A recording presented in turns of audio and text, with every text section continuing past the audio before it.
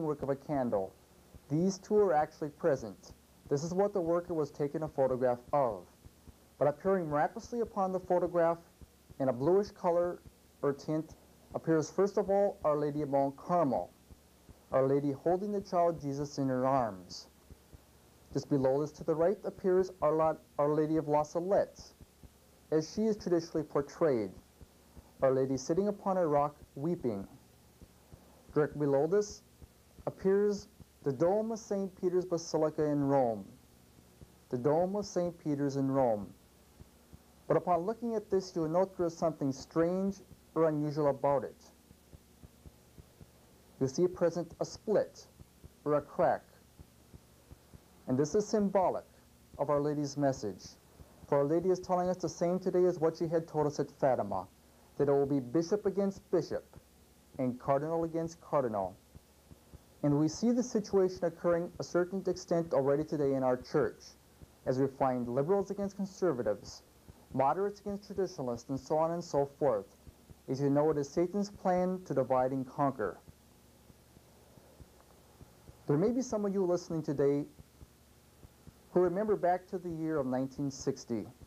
It was in the year of 1960 that many Catholics throughout our world expected to hear the third part of Our Lady's message, which she gave us at Fatima. It's known still as the third secret of Fatima. Now, as you may recall, 1960 came and it passed, and this third secret was never publicly released to the world. Well, for those of you still wondering about this third secret, Our Lady at Bayside, in her message of May 13th of 1978, told us what the third secret of Fatima consisted of. Our Lady told us it consisted of this, that Satan would enter into the highest realms of the hierarchy in Rome, that Satan would enter the church. And because of the drastic nature of this message, Pope John the 23rd chose not to release it publicly to the world in 1960. Related to the same message of our Blessed Mother, in 1972, His Holiness Pope Paul VI himself, at a general audience at the Vatican, publicly told the world at this general audience that the smoke of Satan had entered the church. You see upon the photograph a fearsome skull-faced figure running upon horseback. In his arm and hand he is brandishing a sickle. This is Exterminatus, the angel of death, or sometimes also known as a Grim Reaper, and he is now loosed upon earth and he is allowed to claim his own, meaning all of those who are not in the state of grace. The darkened figure in the lower left-hand corner has been identified by Veronica as being an ogre. On the same picture, on the right-hand side in black, in side profile appears a grinning face of a witch. This be the white eye, the long pointed nose, the open haggle-toothed mouth, and the pointed chin.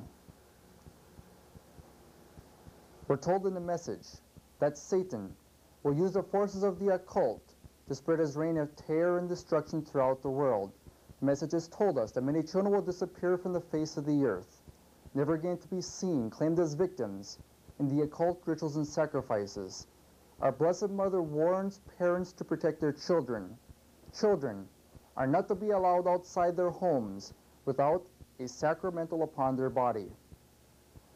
Now, there are many sacramentals that can be used for the spiritual armor and protection. As you know, the Catholic Church has numerous medals, scapulars, other sacramentals. Our Blessed Mother today in her message at Bayside has specifically recommended two sacramentals, along with the medal of Our Lady of the Roses. Our Lady has asked that we all wear the brown scapular. When Our Lady gave the brown scapular to St. Simon Stock in the year of 1251, she promised that whoever dies wearing this cloth shall not suffer eternal fire. This promise holds true to this very day. The second sacrament our Blessed Mother has asked all of us to wear is the medal of St. Benedict. This is a very powerful sacramental. In fact, this medal is the most highly indulgent medal that the Catholic Church has today. What I'm going to do for you next is I'm going to show you how this photograph was actually taken. This is now the same photograph turned on its side 90 degrees. As you're looking at it now is how this picture was actually taken upon the vigil grounds. Present when the photo was being taken was a young boy. If you look in the upper right-hand corner of the picture, you'll see this young boy present looking straight forward off the screen. Also present when the photo was being taken was Veronica. Veronica was present and she was in ecstasy at the time this picture was being taken. Taken in 1979, a lady from Connecticut with an SX70 Polaroid camera took a photograph of Our Lady's Shrine statue. But as you can see in the photograph, Our Lady's statue appeared not once but twice in her photograph. But you can see though that this could not be a double exposure, as Our Lady's Shrine statue is bathed in light first on Our Lady's right side and here on Our Lady's left side. But if you do not think this is phenomenal, if you look very closely, in the midsection of Our Lady's Shrine statue, in side profile appears a face of a woman all aglow in light. Tracing this out, you see her forehead, her nose, her eyes, her mouth, her chin, looking in side profile. The woman who took the photograph said this was the face of her aunt, who had died 24 years previously. Taken at the vigil June 18, 1974. Upon the photograph are figures appearing in the shape of ducks. And these ducks all appear to be swimming in the same direction. But you note many of these ducks have very long necks. Long necks shaped in the shape of a crozier. Now the crozier, as some of you may recall, is the staff that the cardinals and the bishops carry with them. It is a symbol of their authority. Our Lady's told us in her message that many of the cardinals and the bishops are going about today like ducks, that they're playing a dangerous game of follow a leader, that they're not fighting the current of the world, that they're not fighting the errors and heresies so prevalent today in the church.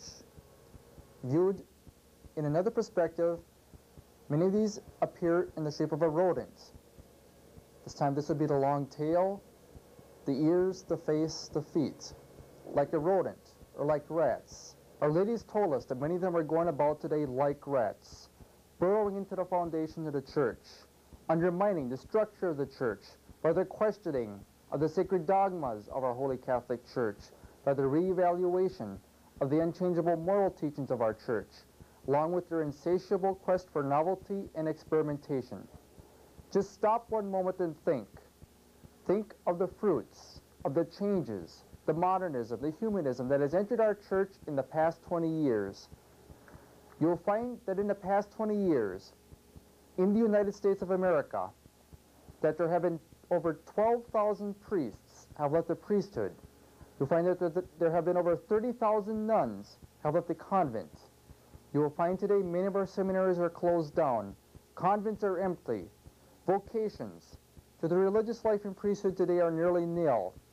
Throughout the world today, less than 50% of the Catholics in the world today are fulfilling their Sunday obligation by attending Sunday Mass, under which they are obliged under pain of mortal sin to do so.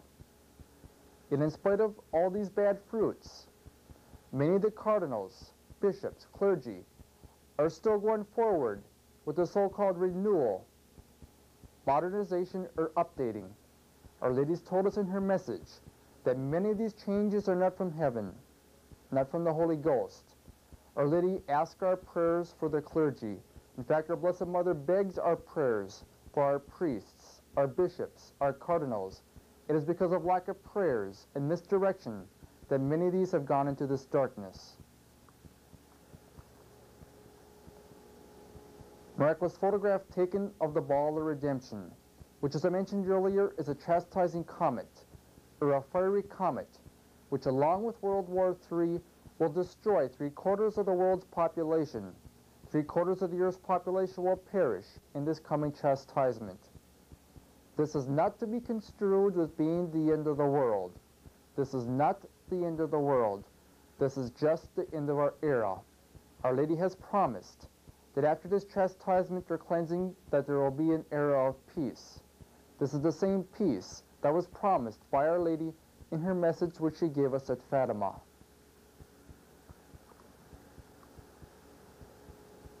Our Lady's told us in her message that upon the shrine grounds of the old St. Robert Bellarmine Church in Bayside, New York, the original site of the vigils, which is the same site which in the future Our Lady's Shrine and Basilica will be erected.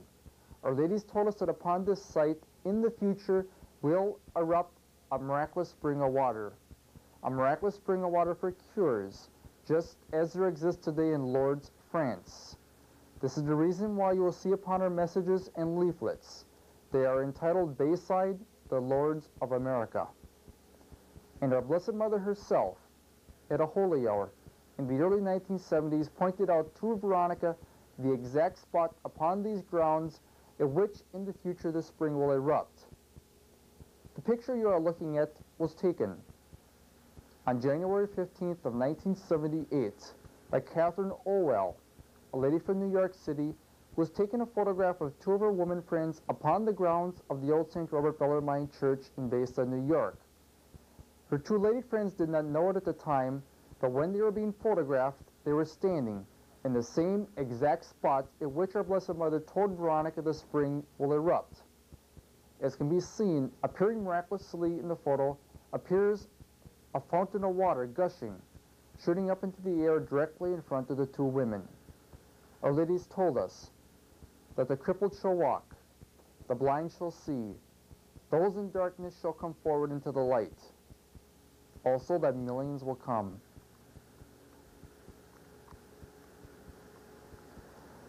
Taken at the vigil, May 15th, 1976, by Mrs. Margaret Stevens of Weymouth, Massachusetts. Mrs. Stevens that night was taking a picture of Veronica and the two workers standing beside her. But from out of nowhere in her photograph appears this large, white, luminous cross.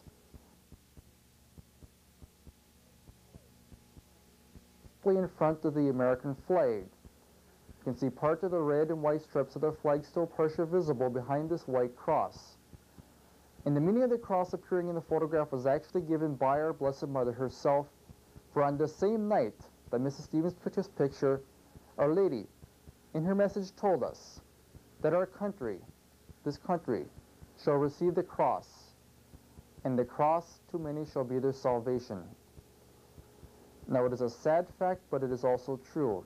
There are many upon our earth today who are not living in the state of grace, who before they will change from their sinful way of life, have to have sufferings, hardships, trials, heavy crosses set upon them before they will change and come back. We're told that very soon our country, the United States, shall undergo great trial, and it is through this great trial that many souls will be brought back to Almighty God.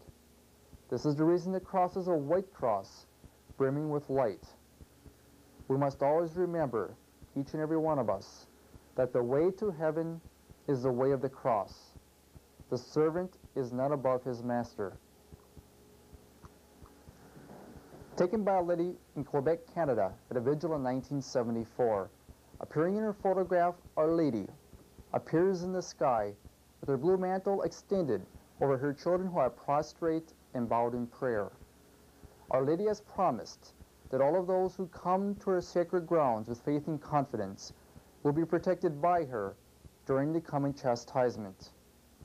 Hence, ladies and gentlemen, if your daily duties permit it, if you have the means and the opportunity to attend one of the vigils at Our Lady of the Roses Shrine, by all means do so. The graces and promises granted by heaven to those who attend these vigils are so numerous and so great. The message of Our Lady, concerned with the miraculous photograph currently upon the screen, is one of the most startling of all the messages given by our Blessed Mother at Our Lady of the Roses Shrine. For it was in Our Lady's message of September 27th of 1975 that Our Lady told the world that evening in her message that in the Vatican in Rome, that there was an impostor being used in place of Pope Paul VI in certain public appearances of the Holy Father. Our Lady told us that they used an Italian actor with the best of plastic surgeons to create this impostor. Our Lady told us that they injected Pope Paul VI himself with drugs to dull his mind and paralyze his legs. The message even went so far as to name the three cardinals mainly responsible for this evil, Masonic communist scheme. Their names: Cardinal Casaroli, Cardinal Benelli, Cardinal Villot. We're told in the message that many of the bulls and documents that came from Rome in this time period